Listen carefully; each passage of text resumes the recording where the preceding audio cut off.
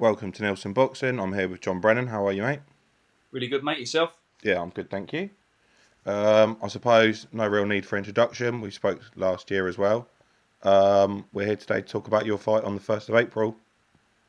Yeah, it'd be a good one. So I spoke with Dell and I spoke with Mark and also the boys at Warren Boxing Management a little while back, and they proposed it. We mulled over it for a little bit, and well, I accepted it straight away. But then Dell wanted to mull over the finer things, and yeah, all was good. And is that sort of the direction you're looking to move towards, these sort of 50-50 fights?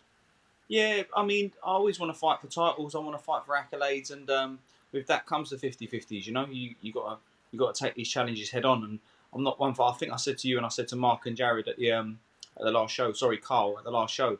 I said, like, I don't want any more marking time fights. I don't want any more just ticket selling, passing the buck fights. I want the challenges. I want the accolades, and I want a nice pot of gold at the end of the rainbow. And Jack McGann, obviously a very different record to your own. What do you know about him? Yeah, he's unbeaten. 6 fights, 5 wins, 1 draw. Yeah, solid record. I've had a look at his credentials, and they all stand up well. So yeah, hats off to him. I ain't in the business of bad mouthing people. He's done what he's needed to do so far. So yeah, fair play to him.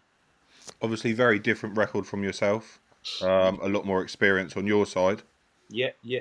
More experience on my side, and then obviously he'll have the exuberance of youth. But yeah, I think I've ticked a few more boxes than he has, and I suppose this is this. If I was in his head, that would be his reasoning as to why he wanted to take this fight. And what do you see coming after this fight? Obviously, at the moment, you've got, the Southern Area titles being fought for this weekend coming. You've got people fighting for the English title. You've got Troy Williamson defending his British title. Yeah. What do you see your path as? So this is an eliminator for the English title. So if whoever wins this should be really going in for the English next, and that's the direction I want to be headed. I want to be fighting for the English. I want to be fighting for the Commonwealth. I want to fight for whatever trinket I can get my skill set to take me to. Now, as far as I've seen, boxing's not the only sport you're interested in. You've obviously got football as well. Yeah, I like to play a bit of football. Yeah, probably a bit too much for my manager and my trainer's liking. So what level are you playing at, John? I just play park footy at the minute. I used to play like step 5 and step 4 of the non-league pyramid, and I think it's down to semi-pro, but we never like to call it that. It's too big time.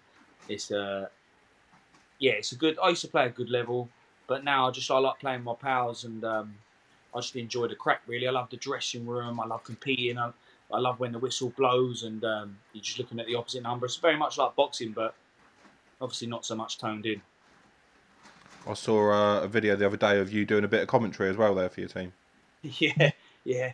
I'm a bit of a character, whatever I seem to turn my name to. And yeah, Rob Stevens, in the end of the game, he said to me, "Oh, would you want to give an interview?" And it was probably a bit too soon. I didn't have enough time to digest it, and I come out of what was on my mind. I'm not one to shoot for the hip.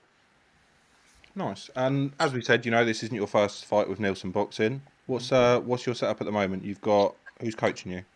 At the minute, I'm being coached by Andy Joycey, and that's in conjunction with Gary Dawson. I do a little bit over there, but I'm looked after mostly by Andy Joycey, and my manager is Derek Waddle.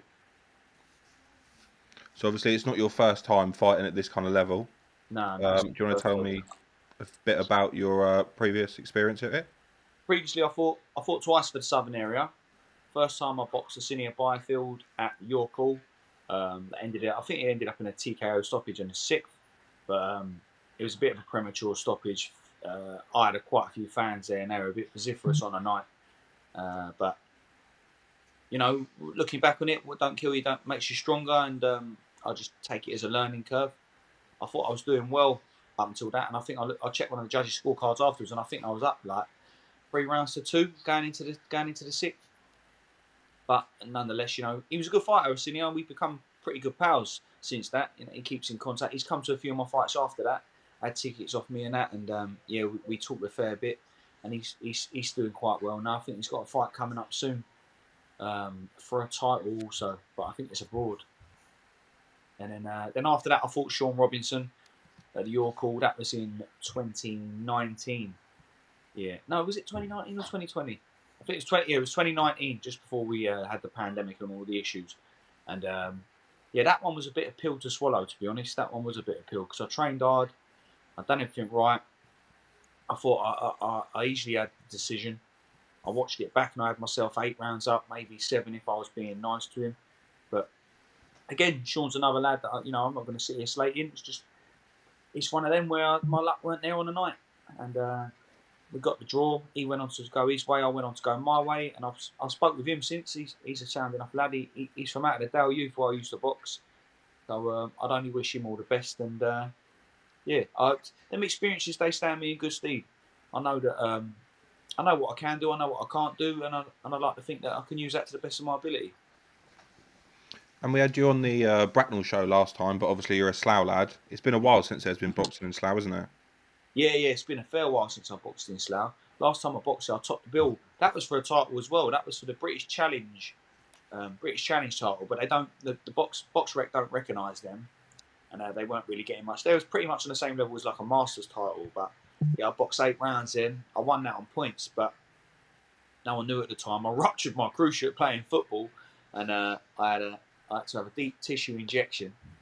So I sort of had to when I went to the weigh-in, my leg was mullered. I couldn't walk properly, so I sort of had to blag it like it was a gangster lean.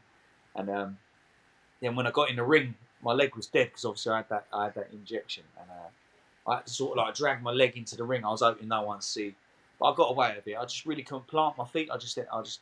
It made me use a different dimension to my boxing, like stay on the outside, box, pick my shots. And it worked out nice. It worked out. I won it comfortable, and it was a brilliant night. I packed the place out. And everyone was happy. And you're boxing April 1st at York Hall. Is the dream maybe to have that upcoming title fight? Fingers crossed everything goes your way in Slough? Listen, if I can get it in Slough, happy days. If I can't, my lot always travel. My lot come. They love the York Hall. I love Bethnal Green. I'm from West Ham. I'm originally out of Barking. My nan was born in Canning Town. All my family from Stratford. So me going over there, it's not unbeknown to me. It's not like it's unfamiliar territory.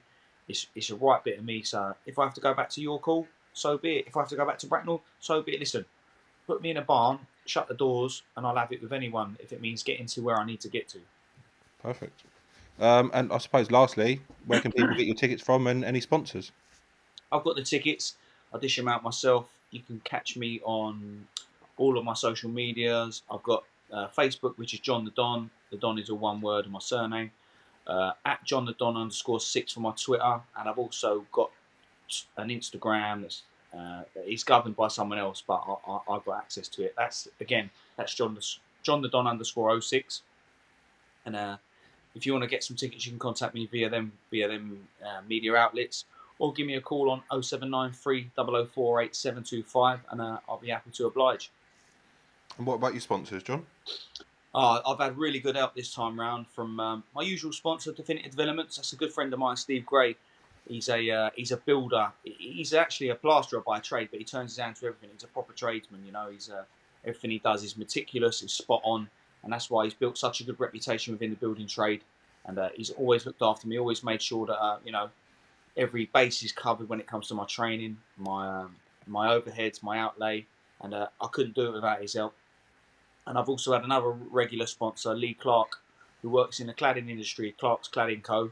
They're a very big name around the area. They do a lot around the Slough area because obviously the trading estate's full of cladding, and Lee's the #1 go-to guy for that. And I've had a new sponsor just come on also, which is Surrey and Berkshire Scaffolding, who's a friend of mine, Josh Duncan. We've been pals for long years. I've known his sister for a long while. He started up a company that's just really starting to take off, and he's doing really well. Obviously, in the high winds, he had a bit more work than he expected. So, he's doing all right, and he's looking after me, and we hope to push their name forward. And off the back of our success, it should all dovetail nice. Great. Thanks for your time today, John. I will see you April 1st, and I'm sure we'll catch up after your fight.